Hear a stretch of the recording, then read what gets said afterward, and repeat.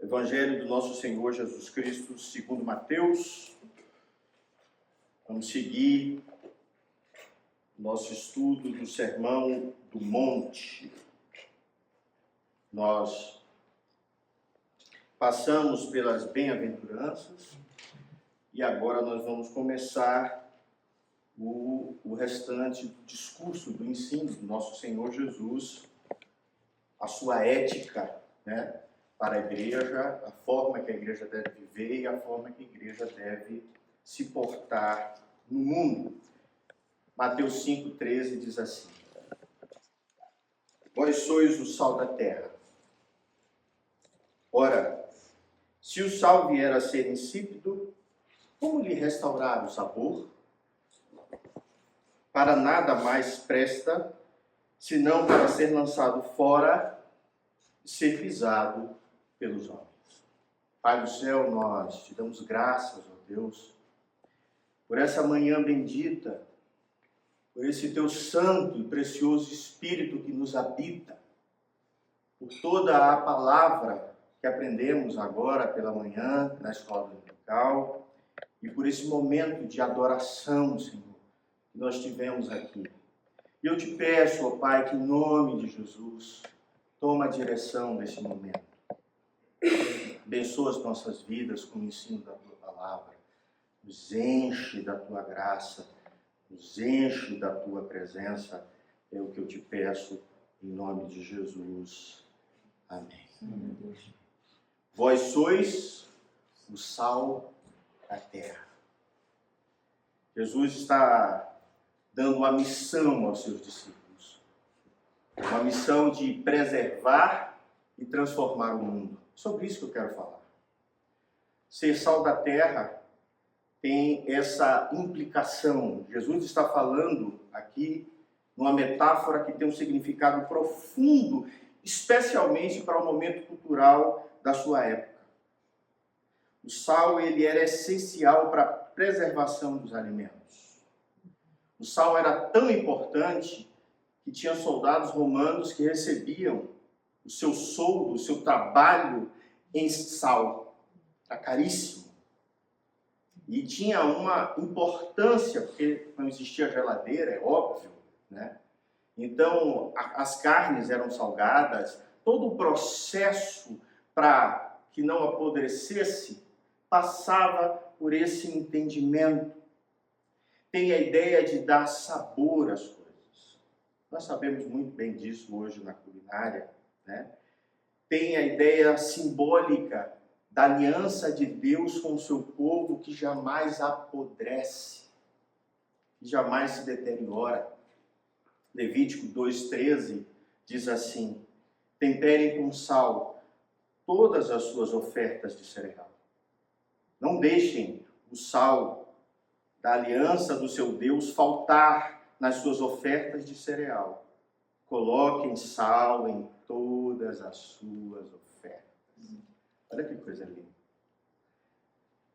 Que aquilo que você traz ao Senhor não apodreça. É isso que ele está dizendo. Que a sua oferta colocada no altar tenha perenidade. Fique na presença de Deus. Essa declaração de Jesus revela o chamado dos seus seguidores. Todos eles foram chamados para impactar o mundo e agindo como agentes de preservação moral e espiritual. Ser sal no mundo é transformar o mundo. É fazer com que o mundo tenha uma compreensão diferente. É trazer a revelação de Deus para um mundo que perece, para um mundo que apodrece, para um mundo decaído, para um mundo de morte. E morte é putrefação, não é? A linguagem bíblica aqui, quando Jesus diz, vós sois o sal da terra, o significado do sal na cultura bíblica é lindíssima. A primeira, eu já disse, é preservação, é guardar os alimentos, é impedir que eles apodreçam. A segunda é Principalmente, os discípulos são chamados a impedir a decadência moral e espiritual no mundo, promovendo justiça e verdade. É por isso que existe a lei de Deus. Deus dá a sua lei para que haja uma mudança de comportamento do seu povo. Vós não sois igual aos outros povos, diz o Senhor. Ouve, ó Israel, o Shema. O Senhor é o único Deus. E aí, toda a linguagem bíblica vocês têm uma nova forma de viver. E essa forma de viver está intimamente ligada comigo, que sou o seu Deus. E por isso, quando entrar no meio dos povos, não aprendam com eles. Pelo contrário, salve a cultura deles. Leve o meu ensino, a minha verdade, a minha palavra a todos. O Senhor Deus é o Deus de toda a terra. Então, assim como o sal age de maneira discreta, mas eficaz, que você olha para a comida, até prová-la, você não sabe se tem sal, se não tem sal. É discreto. Mas no momento que você prova, é inconfundível. E é isso que Deus está dizendo a Israel. E é isso que Deus está dizendo que Jesus está dizendo aos seus discípulos. Hajam no mundo como uma comunidade transformadora. Onde quer que vocês cheguem e coloquem a planta dos vossos pés, eu vos tenho dado. Disse o Senhor. Quando eles vão para a terra de Canaã, a terra prometida. Há uma linguagem sempre de absorver o ensino de Deus e não apodrecer toda a ética e tudo aquilo que Deus ensinara ao seu povo. A segunda característica do sal no Antigo Testamento é sabor. E essa também é extremamente importante. Realçar o sabor, tornar os alimentos mais agradáveis, a oferta mais agradável ali em Levítico. Jesus está chamando os seus discípulos a viverem de modo que a presença deles enriqueça a vida ao seu redor. Que eles tragam esperança, que eles tragam glória àquele lugar. Que eles transformem a vida das pessoas pela sua própria presença. Isso é lindíssimo. Vocês estão saindo daqui como o sal da terra. De outra forma, uma vida cristã autêntica deve atrair as pessoas, deve saborear a vida das pessoas, deve fazer com que a bondade e a alegria que vem de Deus sejam a marca da igreja. Não podemos ser insossos, não podemos perder o sabor, não podemos perder a alegria, porque nós vivemos para Deus. Porque nós fomos salvos, nós fomos encontrados, a nossa vida tem novo sabor. O salmista diz assim: Senhor, a tua palavra para mim, ela é doce. Percebe? A metáfora é, a sua palavra para mim, ela é transformadora, ela adoça meu paladar. Mas a palavra de Deus também é sal, porque ela não permite que eu me corrompa, percebe? Eu gosto da linguagem antiga, metafórica, porque ela mostra uma verdade que está por trás. E a terceira característica do sal, no Antigo Testamento, é símbolo da aliança. Interessantíssimo que o sal seja um símbolo da aliança. Por quê? Se o sal era usado nas ofertas sacrificiais como símbolo da aliança eterna de Deus com o seu povo, Deus está dizendo assim: a minha aliança contigo não apodrece, não cessa, não termina, ela é perene. Olha só Números 18, capítulo 19, Moisés diz assim: tudo aquilo que for separado dentre todas as dádivas sagradas que os israelitas apresentarem ao Senhor, eu dou a você e a seus filhos e filhas, como decreto perpétuo.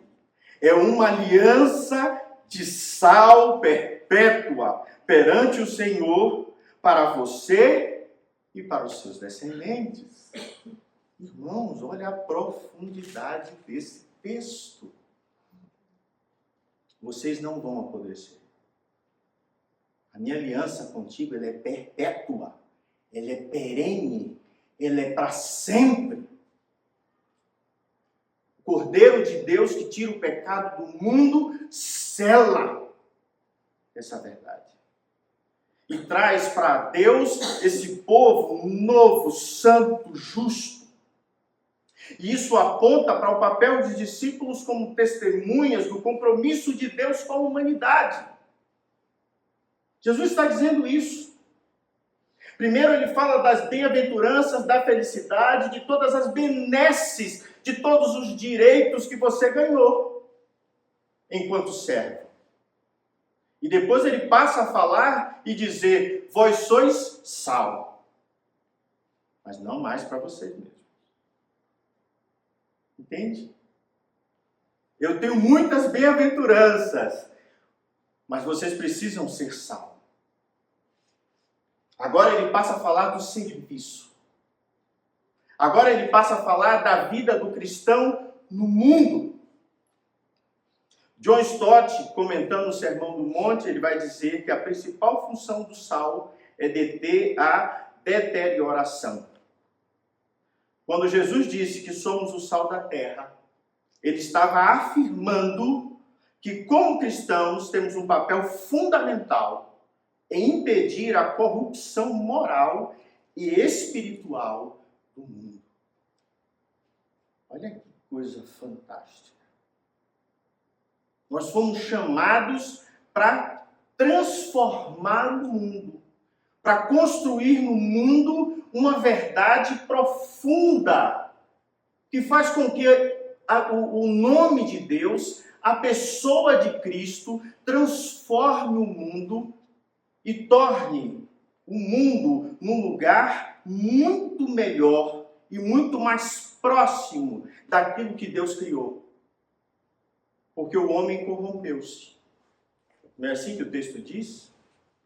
A palavra do Senhor diz que o homem corrompeu-se ao desobedecer a Deus. E a morte é a corrupção. Então nós somos chamados para fazer essa transformação no mundo. Mas Jesus mostra algo verdadeiro. Nós conversamos agora, está muito presente na palavra do Atos e da Estela, que é o perigo de perder a essência. Jesus fala logo depois: vocês são o sal da terra, vocês têm uma missão de salgar o mundo. Ora, e se o sal vier a ser insípido? Como lhe restaurar o sabor? Nós não podemos perder a nossa essência. Nós não podemos, de nenhuma forma, perder o nosso sabor e nos tornar inúteis. Porque é isso que ele está dizendo. O sal se torna inútil e só serve para ser jogado fora. Em outro momento ele fala sobre a árvore e os frutos. Todo galho que não dá fruto, meu pai é o viticultor, ele vai e corta e é lançado no fogo. Um galho que não dá fruto, ele é inútil. Jesus está dizendo assim: nós não podemos perder a nossa essência, nós não podemos perder o que Deus nos deu e precisamos continuar salgando o mundo. Isso simboliza um discípulo que se conforma com o mundo. Perder a essência é me conformar com o mundo. É esquecer-se do ensino do Senhor. É negligenciar a minha missão. É isso que Jesus está dizendo. Olha, toma cuidado. Como cristãos, não podemos perder, não existia essa palavra, você sabe que o primeiro momento é em Atos dos Apóstolos, que começam a ser chamados de cristãos. Mas Jesus está dizendo, como meus discípulos, vocês não podem perder a sua essência, vocês não podem se tornar inúteis, vocês precisam continuar a minha missão. Portanto, ser sal é ter relevância no mundo. E perder o sabor é ter irrelevância espiritual. É ser irrelevante.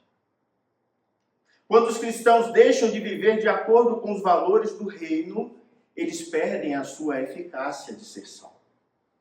Eles perdem a sua eficácia de transformar a realidade do mundo. Vocês sabem que eu gosto de Dietrich Bonhoeffer. No livro Discipulado, ele vai dizer, o sal não existe para si mesmo. Olha que coisa linda. Se o sal estiver no saleiro, não tem sentido nenhum. Ele está ali no saleiro. Ele precisa sair e fazer a sua função, entrar no alimento, não é isso? Então o sal não existe para si mesmo. Sua única razão é servir. É fazer parte, é mudar, é salgar. Assim também um cristão, ao ser chamado sal da terra, é chamado para servir ao mundo com a sua presença transformadora. Que lindíssimo. É para isso que fomos chamados. E Jesus também, ele está aqui nos trazendo um alerta, um chamado à vigilância. Toma cuidado, porque você pode se tornar insípido. Toma cuidado, porque vocês podem se conformar ao mundo e perder a sua essência, a sua fidelidade, o seu poder de salgar. É isso que Jesus está nos ensinando. Então ele nos lembra da importância de permanecermos fiéis e ativos na missão. Esse é o nosso chamado. Transformar o mundo, transformar a realidade do mundo, de um mundo que perece, de um mundo que apodrece, de um mundo que se mata, de um mundo que morre. Continuamente. Augusto Nicodemos Lopes, o reverendo Augusto, diz que ser o sal da terra é ser diferente no mundo, mas ao mesmo tempo estar inserido nele, preservando os valores do reino e agindo como uma força que impede a destruição causada pelo pecado. Ele fala isso no seu livro, O Sermão do Monte, o código da ética do reino de Deus. Olha que coisa linda. Eu acho excelente o título que ele dá ao livro. Porque você tem exatamente isso, você tem um código de ética, você tem uma forma de agir, mas você está inserido no mundo. Qual foi a oração de Jesus? Não vos tiro do mundo. Eu os envio ao mundo. Mas eu vos protejo do mal. A linguagem é de ser inserido. A linguagem de ser levado ao mundo. A linguagem é que todo verdadeiro cristão transforma a realidade que está ao seu redor. Eu posso dar exemplos, não só no Novo Testamento, não só na história da igreja, mas eu posso dar exemplo de José, por exemplo, no Antigo Testamento. Em Gênesis 41, ele é um administrador do Egito.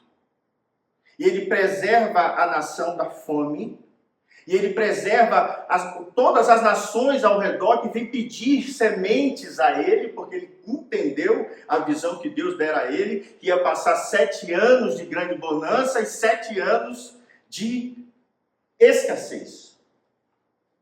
Então ele separa celeiros, ele organiza tudo, e o mundo ao redor começa a sobreviver por causa dele. Ao ponto da família dele passando necessidade por causa de uma grande seca, ir lá para o Egito pedir auxílio a ele, pedir sementes, porque ninguém mais tinha. Perceba que, como administrador, como primeiro-ministro do Egito, vamos dizer assim, numa linguagem contemporânea, ele mudou a história da sua época. Completamente. Você tem Daniel na Babilônia. E é lindíssima a história de Daniel. Daniel, quando ele chega na Babilônia, o texto bíblico diz que ele decidiu firmemente não contaminar-se. Ele manteve a sua essência e o seu ensino da parte de Deus, e eu não vou me conformar ao mundo da Babilônia. Em sua oração e sua integridade, influenciou uma nação pagã e glorificou a Deus. Ele foi sal naquele lugar. Num lugar que estava apodrecendo. Ele serve a dois reinos diferentes. Ele serve primeiro ao reino da Babilônia e depois ao reino da Pérsia. Ele vive muitos anos. Ele serve a Nabucodonosor II, quando ele serve na corte, e ele é o conselheiro que interpreta sonhos. E é lindíssimo isso, ele tem um cargo e ele começa a trabalhar. Depois ele trabalha para Beltesazar, um outro rei que assume a Babilônia. E durante o reinado de Beltesazar, ele interpreta aquela famosa escrita na parede que profetiza a queda do Império Babilônico, que está em Daniel 5. Ele olha para fora e diz assim, olha, o Império vai cair. Deus vai trazer um outro povo. E aí vem Dario, o Medo-Persa, no Império Medo-Persa, e assume.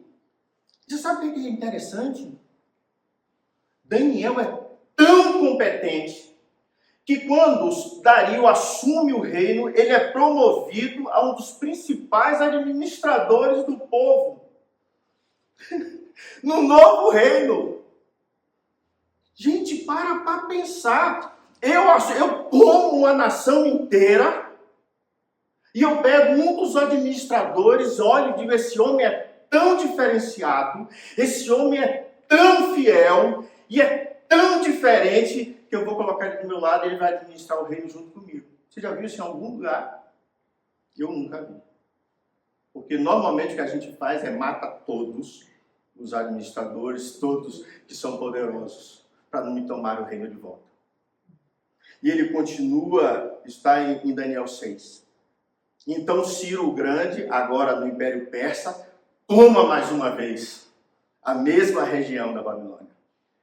E é lindíssimo que Daniel, ele vai viver até esse início do reinado de Ciro. E Ciro é aquele que permitiu o retorno do povo judeu para Jerusalém. Olha que coisa tremenda. Ele serve a 4 reinos diferentes. E há quem diga que há o dedo dele nessa ideia de Ciro de liberar o povo, porque está escrito em Isaías 45, Ciro, meu libertador, e ali é 280 anos antes. Olha o tamanho de Daniel naquele lugar. Estou falando de um homem, de um período de 4 reinos. E aí quando esse povo sai e vai para Jerusalém, você tem Esdras, que é sacerdote, escriba, e atua após o retorno do exílio. Ele serve ao rei Artaxerxes I da Pérsia, aqui mais ou menos 444 a.C. E é ele que vai, ali naquele lugar, desempenhar um papel em Israel importantíssimo. Qual? Restauração espiritual. Vamos voltar para a lei de Deus, que nós estamos corrompidos. Vamos voltar para a lei de Deus, que a gente está vindo da Babilônia. Vocês estão vivendo uma vida que não pertence ao Senhor. Sabe o povo saindo do Egito, lá, e com saudade da cebola? Vocês estão contaminados. Então Deus limpa o povo todo no deserto, né? Só os que não estavam contaminados entram na terra, não é isso? Esdras tem o papel justamente de ser sal. E limpar o povo de Israel. Reeducação religiosa. Ele vai reeducar o povo na lei. É claro isso, está em Esdras 7. como ele foi sal naquele lugar. Ambos, tanto Daniel quanto Esdras, são exemplos de fidelidade a Deus, porque eles influenciavam poderosos reinos estrangeiros, eles transformavam a mente daquele povo de uma forma tão incrível que a lei de Deus permaneceu até hoje. Passou por esses reinos e não desapareceu. Entende o que eu estou tentando falar para vocês? Essa verdade já existia. Então Jesus está dizendo assim: sejam sal, como esses homens do Antigo Testamento foram. Jesus preserva a humanidade do pecado e traz sabor à vida. É isso. É essa verdade. E agora o que nós temos que fazer? Nós temos que revelar a plenitude do reino de Deus, que nós fomos chamados. Qual é o seu papel no seu trabalho? Qual a influência do reino dos céus que você exerce lá onde você foi colocado? Esse é o nosso chamado. Isso é que é ser salvo. Observe o impacto dos discípulos na terra. Veja a história a partir daí, dos 12 discípulos para cá. A primeira é a influência moral e ética. O ensino de Jesus influenciou o mundo de uma forma impressionante. Nós fomos chamados para sermos exemplos de integridade, de justiça, de amor, de famílias, de comunidades, de nação, porque Israel era um exemplo para todos os povos. Era Deus falando através do seu povo. Joaquim Jeremias, que é um comentarista que eu gosto muito, ele diz que quando Jesus chama seus discípulos de sal, ele está indicando a total dependência do mundo de sua presença para manter a integridade espiritual e moral. Sem eles, a deterioração seria inevitável. Basta olhar para o mundo aí do lado de fora. Basta olhar para os países e lugares onde não tem uma influência cristã. E aí você percebe a grande diferença que há. Porque não tem transformação espiritual.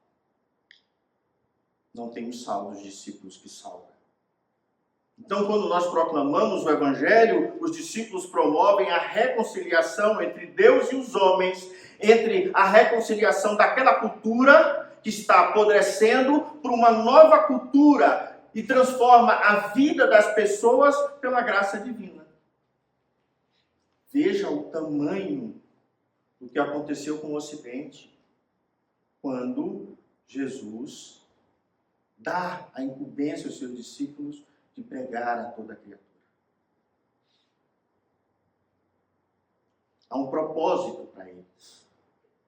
Ser sal, eu já disse aqui, é uma metáfora de uma vida dedicada ao serviço.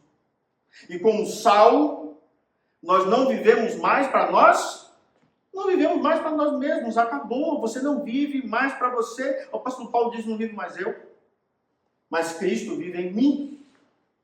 E ai de mim, se eu não fizer o que o Senhor me entregou. Por isso eu esmurro a minha própria carne, não como quem dá soco no ar, mas eu esmurro a mim mesmo para fazer aquilo que Deus colocou sobre mim. Ele dizia, ai de mim se eu não pregar.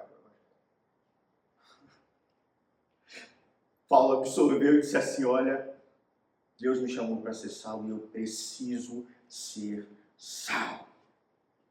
Cristão deve viver não mais para a sua glória, mas para a glória de Deus e para benefício do mundo. O mundo precisa de você. O mundo precisa de você. Nós temos uma missão cultural. Uma missão cultural. E é aqui que se encaixa esse chamado de Jesus. E é aqui que se encaixa eu e você. Vamos começar a trazer mais para cá. A A presença cristã deve trazer mudanças em todas as esferas sociais: educação, política, trabalho. Em todos esses lugares deve refletir os valores do reino dos céus. Em todos os lugares, o povo de Deus deve refletir os valores do reino dos céus. E eu vou dar um exemplo para vocês. Assim como Esdras, assim como Daniel, na época da Idade Média, a igreja influenciou profundamente a civilização ocidental. E você tem ali um crescimento do Evangelho.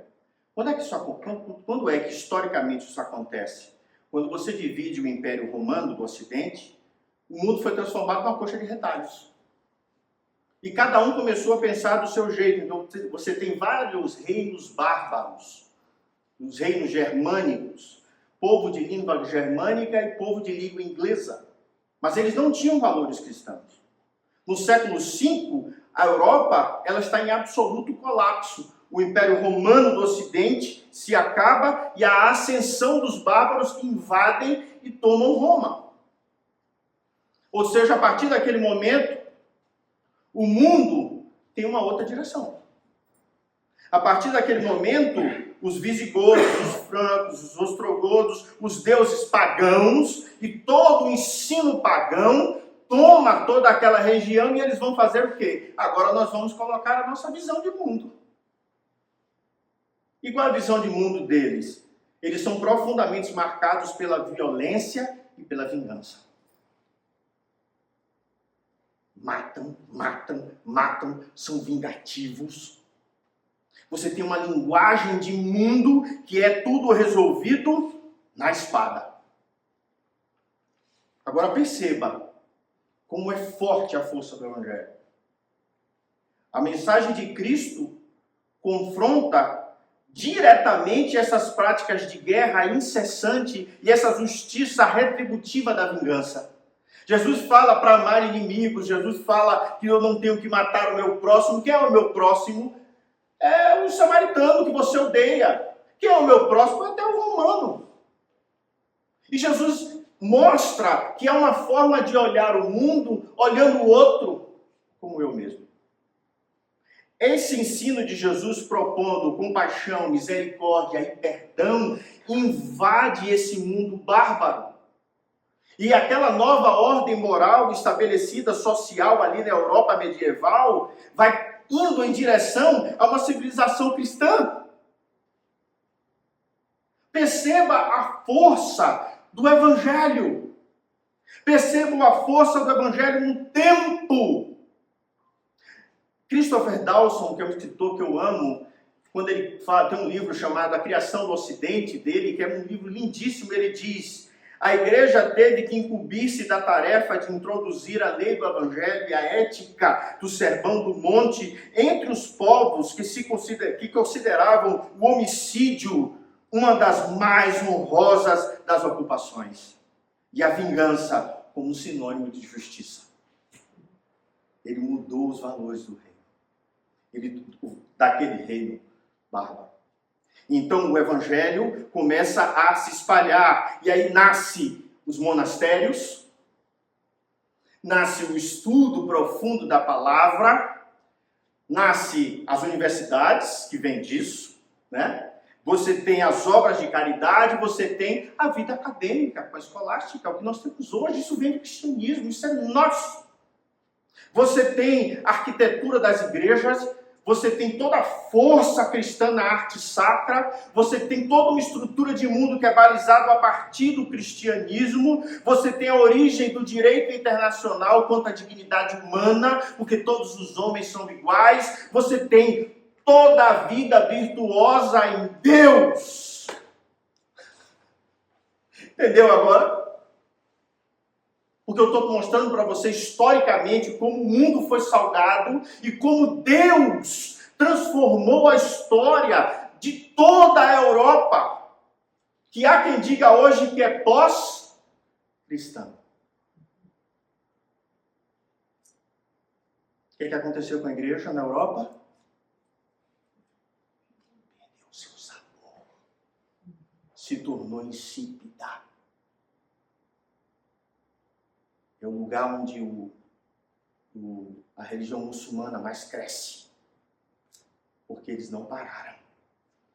Eles continuam evangelizando.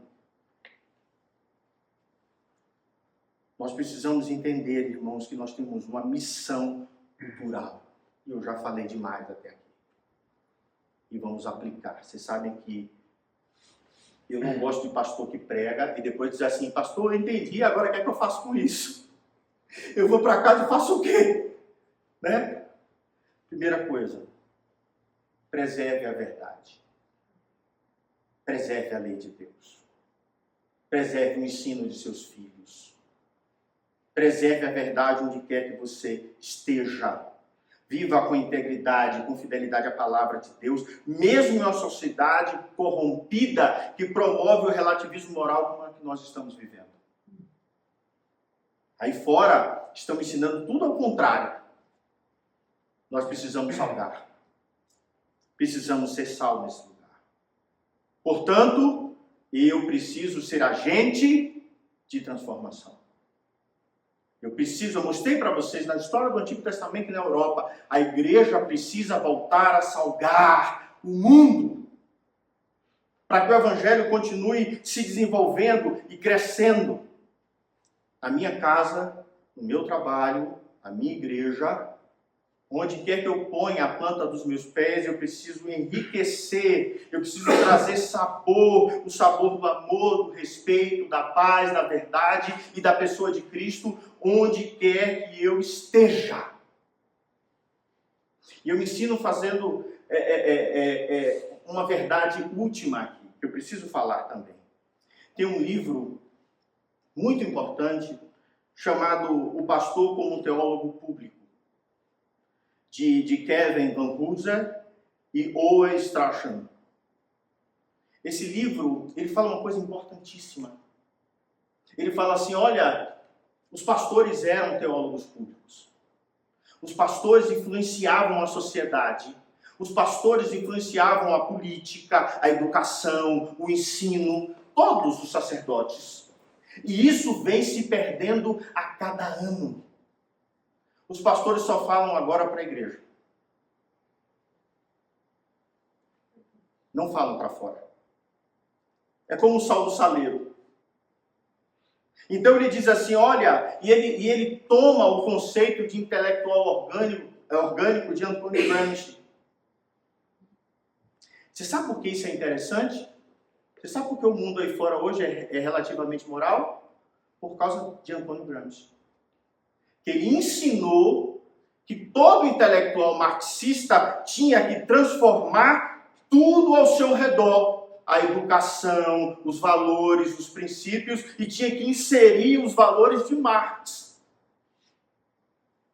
Aí, nesse pastor como teólogo público, ele diz assim, nós temos que fazer a mesma coisa.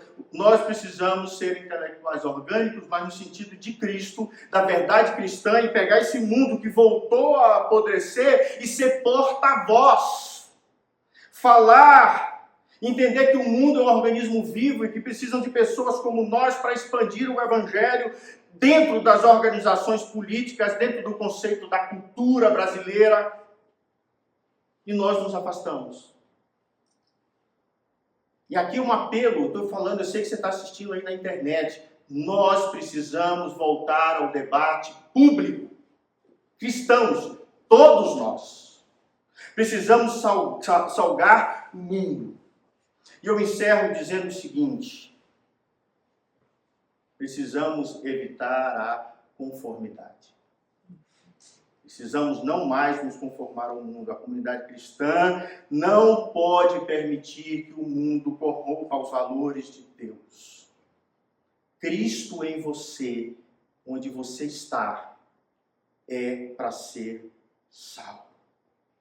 Então nós, como comunidade cristã, somos chamados a sermos proativos e não estarmos em isolamento, mas sim em engajamento. Envolvidos no mundo, levando o evangelho sem perder a essência divina. E há uma urgência para isso. Há uma urgência.